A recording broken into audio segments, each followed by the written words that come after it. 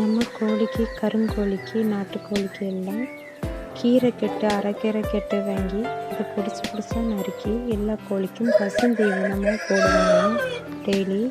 வெயில் காலத்தில் கீரையெல்லாம் போட்டால் ரொம்ப நல்லது கோழிகளுக்கு. முருங்கைக்கீரையும் போடலாம். நமக்கு கிடைக்கிற ஏதாட்டும் ஒரு கீரையை டெய்லி கணக்காக கொடுத்துட்டு வந்தால் கோழிகளுக்கும் நல்ல ஹெல்த்தி ஃபுட்டாக இருக்கும்.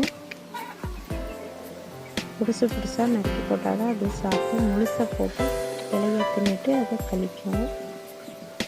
புதுசாக நறுக்கி போட்டால் அது எல்லாத்தையும் சாப்பிடும்.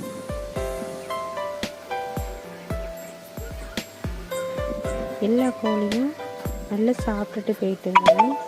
இது கடைசியில் இது சாப்பிட்டுருக்கு.